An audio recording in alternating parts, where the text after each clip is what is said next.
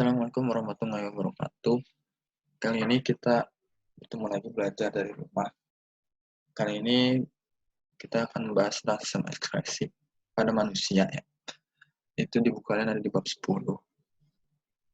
Tujuannya sendiri kenapa kita belajar sistem ekspresi, kita untuk mengidentifikasi sistem ekspresi yang ada pada manusia, itu ada apa aja.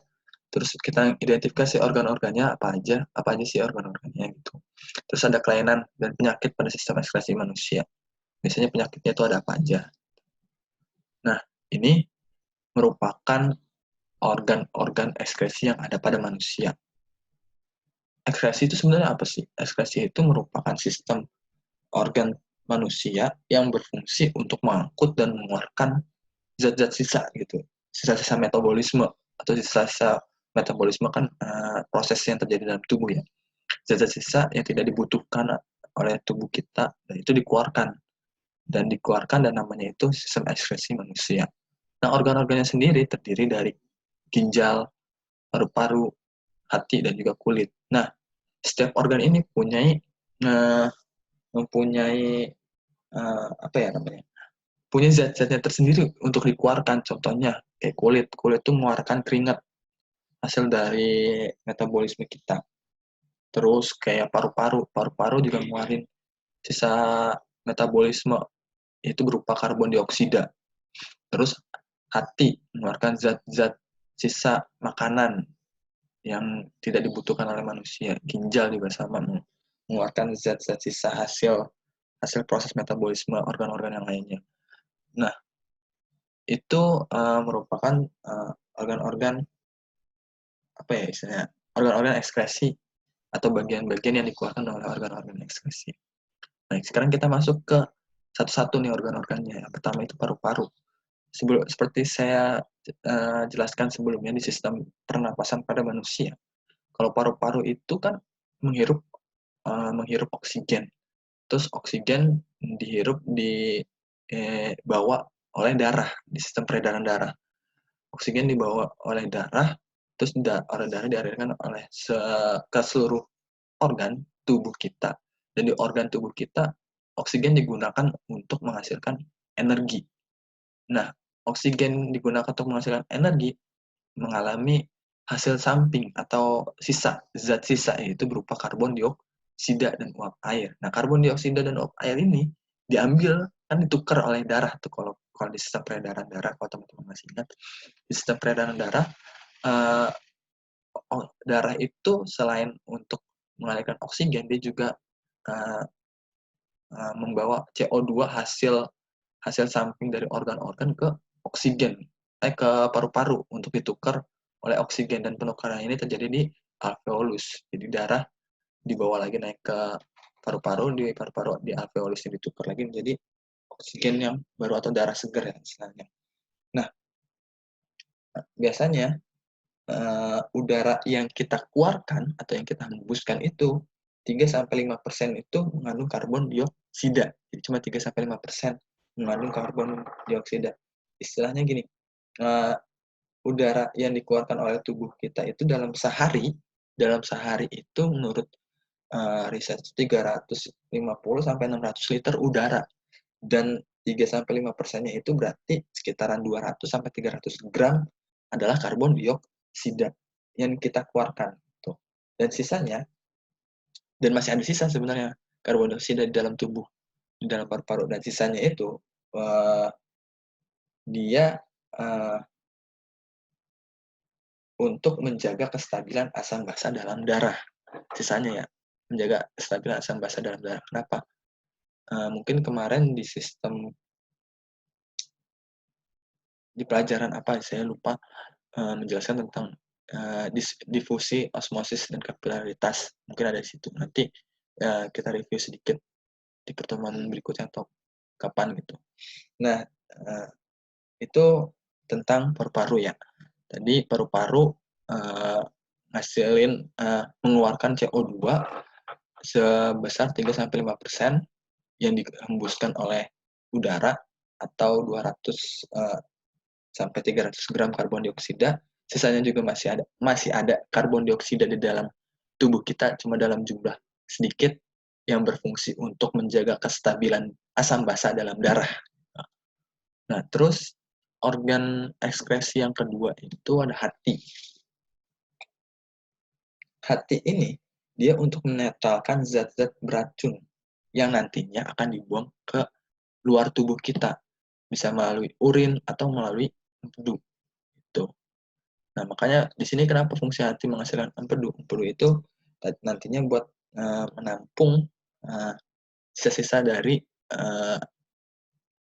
hasil ekskresi atau sisa-sisa zat beracun yang dimasukkan dalam empedu atau enggak ke urin yang nantinya bakal dikeluarkan oleh tubuh kita. Nah, hati itu ada lobus kanan, ada lobus kiri, ada juga empedu.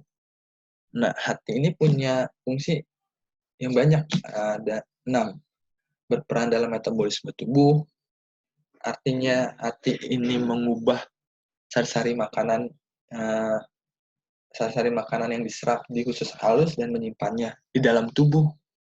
Jadi kalau misalkan berperan dalam proses metabolisme tubuh, hati menyerap sari-sari makanan yang diserap oleh usus halus yang kemudian disimpan di dalam tubuh. Itu fungsi metabolisme hati sebagai metabolisme tubuh. Terus yang kedua, penghasil glikogen. Hati juga menghasilkan glikogen yang fungsinya sebagai cadangan energi yang nantinya bakal dibutuhkan oleh organ-organ tubuh kita. Mungkin kemarin saya jelasin tentang organ-organ itu menghasilkan energi dari apa yang kita makan. Nah, gimana kalau misalkan kita nggak makan? Kita kan ada penelitian, kalau misalnya kita nggak makan berapa lama, kita masih bisa hidup. Kalau kita nggak minum berapa lama, kita juga masih bisa hidup. Nah, kenapa? Karena hati ini menghasilkan glikogen. Saat kita puasa, kayak gini nih, kita puasa, kita nggak makan, kita makan sahur sama makan buka doang, tapi siang-siang kita nggak makan, nah itu kita dapat energi dari mana? Nah, itu dari hati. Hati yang memproduksi glikogen untuk sebagai cadangan energi. Saat digunakannya kapan? Digunakannya saat kita sedang lemas-lemesnya. Jadi saat kita sedang lemes, kita mau gerak, udah capek atau apa. Nah, biasanya tuh glikogen itu diambil untuk dirubah menjadi energi karena sifatnya yang spontan. Kalau dari makanan itu karbohidrat, karbohidrat itu proses perubahan jadi energi itu ada yang spontan, ada yang tidak spontan.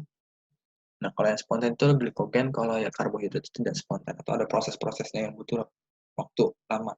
Nah, terus juga glikogen ini dia untuk mengendalikan glikogen di dalam hati ini untuk mengendalikan hormon insulin yang ada di pankreas. Hormon insulin itu apa? Nanti mungkin ada pembahasannya di akhir, kita lihat aja. Terus yang ketiga, fungsi hati itu sebagai pencernaan dan penyerapan lemak. Pencernaan dan penyerapan lemak, karena lemak itu kan bisa mengganggu pankreas. Jadi diserap dan dicerna oleh hati yang nantinya akan berubah menjadi garam empedu. Nah, ditampung. Nah, fungsinya empedu itu buat nampung garam-garam empedu itu. Tuh. Terus pembentukan dan perombakan komponen-komponen darah. Hati juga memiliki fungsi yang berfungsi membentuk sel darah merah pada saat janin. Sel darah merah pada saat janin dibentuk di hati, jadi belum ke sumsum tulang belakang. Jadi saat berkembang atau bertumbuh baru ke sumsum tulang belakang. Nah, berperan juga dalam penghancuran sel darah merah yang rusak. Ada sel darah merah yang rusak, terus dihancurin di hati. Nah, berperan sebagai penyimpan heparin yang dibutuhkan untuk penyempurnaan sel darah merah yang baru.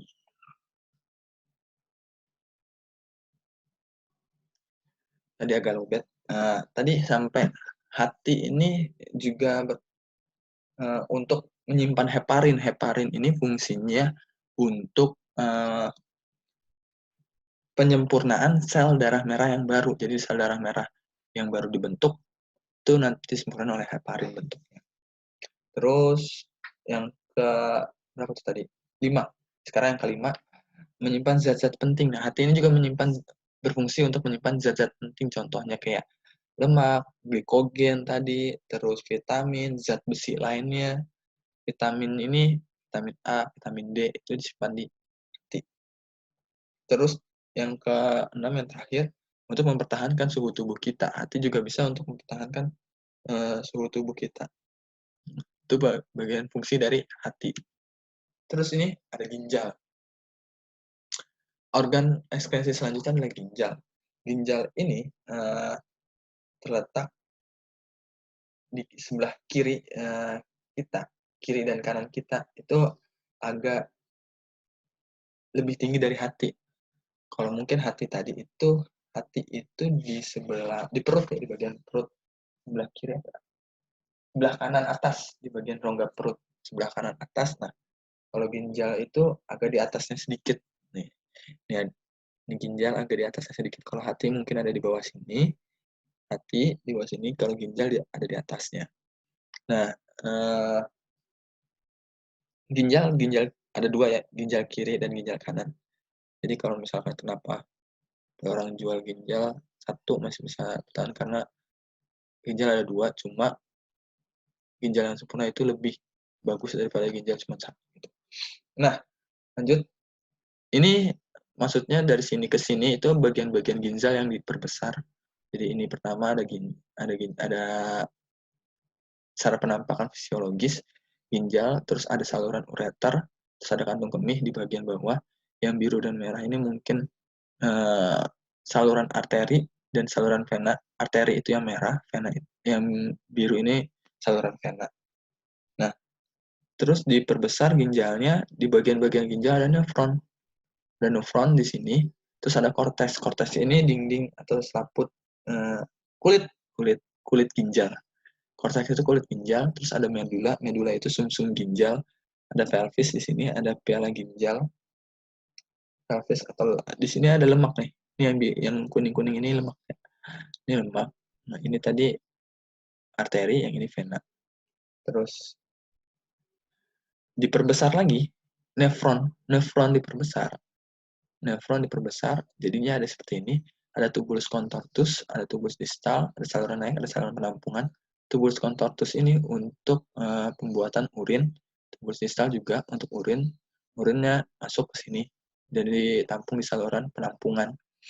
Terus kapsula ini yang kecil ini yang kayak bunga diperbesar lagi. Namanya ada kapsula Bowman dan glomerulus. Glomerulus ini fungsinya untuk penyaringan darah. Penyaringan darah di dalam ginjal di glomerulus dan juga untuk fungsi untuk pembuatan urin primer. Jadi urin primer nanti ada prosesnya. Itu di glomerulus, yang paling pertama kali di glomerulus. Nah, ini fisiologis yang tadi, mungkin salah naruh tempat turan ini dulu baru yang tadi ya.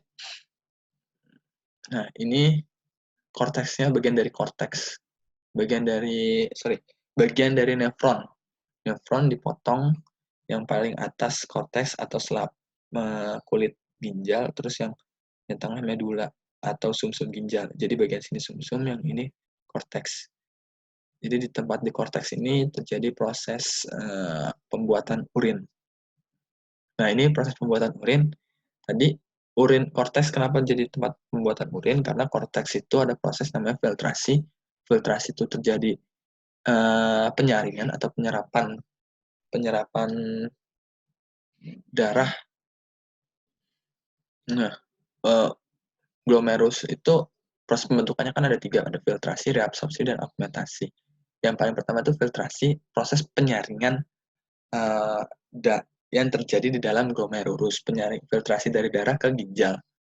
Jadi darah masuk ke ginjal, terus yang nggak dibutuhin, zat-zat yang nggak dibutuhin disingkirin oleh glomerulus, terus masuk ke sebagai proses untuk pembuatan urin. Nah, biasanya yang keluar dari glomerulus untuk pembentukan urin itu disebut sebagai urin primer. Urin primer. Nah, biasanya di urin primer ini mengandung bahan-bahan yang terlarut dalam darah dan konsentrasinya sama dengan darah. Maksudnya konsentrasi sama darah antara urin dan darah itu mirip konsentrasinya sama. Tapi nggak ada proteinnya. Cuma bedanya gitu, kalau di darah itu ada protein, kalau di urin tuh nggak ada protein. Nah, terus ada juga di dalam urin primer itu ada asam amino, ada gula, ada natrium, dan segala macam garam-garam mineralnya yang nggak dibutuhin oleh tubuh, nantinya akan dikeluarkan. Nah, terus dari proses filtrasi, yang tadinya di glomerulus dikeluarkan ke reabsorpsi. Reabsorpsi itu terjadi di medula atau sumsum ginjal. Nah, reabsorpsi itu artinya penyerapan kembali. Jadi kan ada proses tuh di medulanya dan segala macam. Nah, itu diserap lagi di sumsum ginjal. Nah, yang diserap ini maksudnya urin primernya diserap lagi oleh sumsum ginjal. Nah, yang diserap ini yang tadi asam amino, glukosa diserap lagi ke dalam darah. Nah, kalau udah diserap lagi ke dalam darah, berarti kan sisanya yang nggak dibutuhin tuh, sisanya yang nggak dibutuhin dengan jumlah yang lebih sedikit daripada yang di apa glomerulus, di reabsorpsi itu jumlahnya lebih sedikit daripada glomerulus. Kalau glomerulus mungkin tadi masih banyak, karena istilahnya kita tuh ngelakuin penyaringan kalau sekali doang itu masih banyak yang zat yang dibutuhin, kayak asam amino, glukosa mungkin masih dibutuhin. Nah, dalam urin ya. Terus masuk ke reabsorpsi, proses kedua, disaring lagi. Nah, disaring lagi itu saringannya lebih kecil daripada yang pertama. Terus zat-zat yang masih dibutuhin tuh diambil. Kayak tadi misalkan ada asam amino, ada glukosa yang masih dibutuhin. Nah, itu diambil oleh darah. Yang nggak diambil kayak misalkan zat-zat yang sisa, zat-zat mineral atau garam-garam mineral yang sisa, itu akan terusin ke proses selanjutnya, yaitu akumentasi. Akumentasi ini merupakan proses pemekatan atau penambahan urea atau zat-zat sisa yang tidak dibutuhin. Nah, biasanya kan nantinya bakal dikeluarin oleh tubuh kita. Nah, biasanya yang dikeluarin oleh tubuh kita, urin yang dikeluarin oleh tubuh kita, itu agak cenderung pekat atau enggak berbagai macam bentuknya lah istilahnya kayak gitu. Ada yang maksudnya warnanya agak kuning, ada yang bening, atau ada yang merah sekalian. Itu tergantung dari apa yang kita makan. Contohnya gini, misalkan kalau kita mengkonsumsi makanan dan obat-obatan, biasanya tuh warna urin kita agak warna kayak coklat atau enggak merah gitu. Jadi kayak pekat gitu. Tapi kalau kita cuman makanan doang, biasanya tuh kayak coklat biasa gitu atau nggak kuning gitu. Dan juga buat tahu saat ginjal kita bermasalah itu juga bisa tahu dari urin. Ngeceknya gimana? Dari warna urin yang berwarna atau tidak berwarna. Kalau misalkan urin yang tidak berwarna kuning, itu harus diwaspadai karena ada kemungkinan kelainan pada ginjal kita. Itu untuk ngecek kalau misalkan ada permasalahan di ginjal tuh, makanya kenapa lebih gampang dari urin itu. Nah, ini tadi gangguan dan kelainan pada ginjal, ada gagal ginjal atau uremia. Gagal ginjal atau uremia, bentuk dari ginjalnya sendiri, teman-teman bisa lihat bentuknya istilahnya nggak bagus. Kalau misalkan di X-ray itu kayak banyak bolongnya atau apalah. Terus ada uh,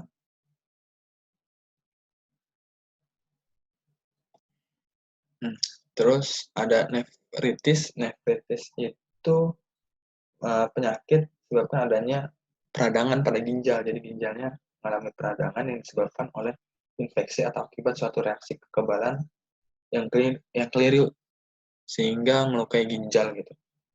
Jadi gejalanya ini biasanya adanya darah dalam urin. Tadi kan saya bilang kita bisa ngecek ginjal kita bagus atau enggak dari urin kita. Nah, salah satunya ngecek nefritis atau peradangan pada ginjal, itu bisa ngecek dari urin kita. Terus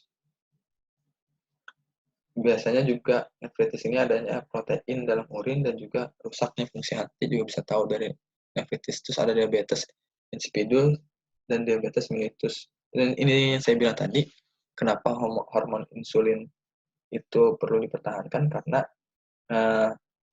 kelainan pada hormon itu sendiri, itu insulin diabetes,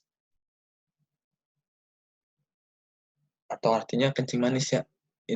Diabetes mellitus itu kencing manis karena maksudnya di dalam urin itu masih mengandung zat-zat yang dibutuhin oleh tubuh, cuma dia nggak terproses di dalam tubuh secara sempurna atau secara matang. Jadi kayak ada kelebihan hormon atau kurang hormon. Terus ada diabetes insipidus, dia sama kekurangan hormon juga. Kalau insipidus itu kurang hormon ADH atau anti diuretik, dia bisa nyebabin rasa haus berlebihan, kita haus-haus terus, dan tapi kita ngeluarin banyak urin dan biasanya sangat encer.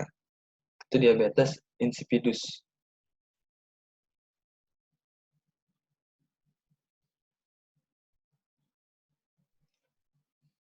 Terus ada albuminura, saya juga belum tahu nih apa. Kencing batu. Nah, kalau kencing batu itu susah buang air kecil, itu kayak ada yang ganjal, itu kencing batu.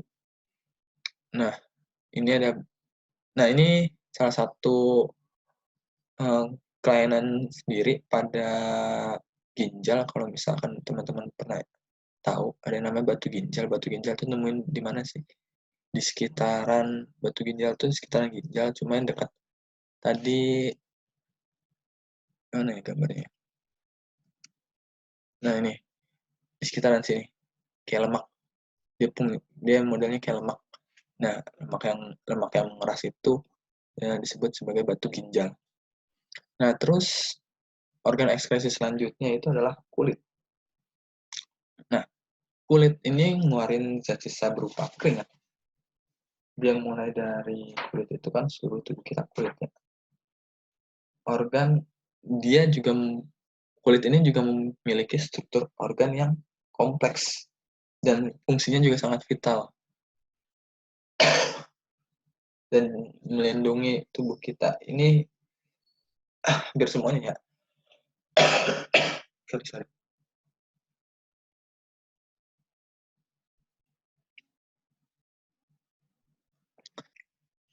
Nah, di kulit ini dia punya struktur yang kompleks. Dia juga ada pori-pori. Pori-porinya ini yang untuk mengeluarkan keringat. Nah, ini bagian-bagian kulit. Bagian-bagian kulit itu ada epidermis, bagian paling luar. Terus ada dermisnya. Uh, kulit ari, kulit ari paling atas atau epidermis. Dermis ini kulit jangat. Dan di bawah, paling bawah ada jaringan ikatnya. Jaringan ikat bawah kulit. Ini ada bagian-bagian lainnya. Ini rambut, stratum corneum, kelenjar keringatnya ada di dalam, terus ada badan lemak. Nah, stratum corneum atau epidermis, kalau misalkan dijabarin lagi itu banyak. Makanya dibilang kompleks karena strukturnya sangat banyak sendiri.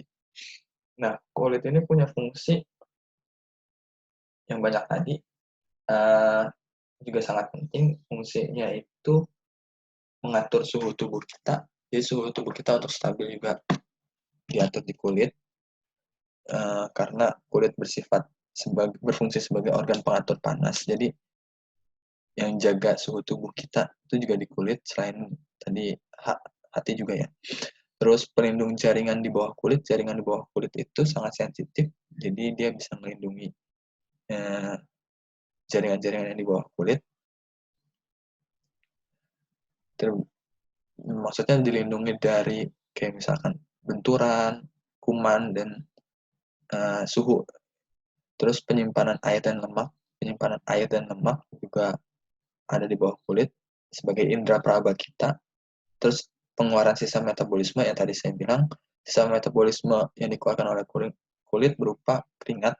Keringat merupakan pengeluaran yang aktif dari kelenjar keringat yang bekerja di bawah pengendalian saraf. Jadi secara nggak langsung saraf kita mengendalikan untuk mengeluarkan keringat. Fungsinya sendiri sih untuk menjaga suhu tadi itu sendiri sih. Terutama keringat ini berisi larutan garam, konsentrasinya kira-kira 30% dari larutan garam yang ada dalam plasma darah. Terus ada tempat pembentukan vitamin D. Vitamin D dibentuk di kulit. Nah, mungkin sampai di sini dulu tentang organ-organ ekskresi. Kalau penyakitnya tadi cuma ginjal doang, mungkin sebelum saya tutup ada lagi penyakitnya itu asma. Asma ini biasa menyerang paru-paru ya, yang menyerang bronkus. Terus ada hepatitis. Hepatitis ini peradangan pada hati kita rusak atau terkena virus, terinfeksi. Nah, itu hepatitis. Terus ada disuria ini saluran ginjal. Penyakit yang disebabkan kelainan pada saluran ginjal. Nah, kalau hipospadia, kelainan bawaan pada bayi laki-laki. Gitu. Nah, mungkin itu aja yang dapat saya sampaikan kali ini. Kalau misalkan ada yang mau tanya, silakan. Dan nanti ada soal yang akan saya berikan di grup. Kurang lebihnya saya mohon maaf. Assalamualaikum warahmatullahi wabarakatuh.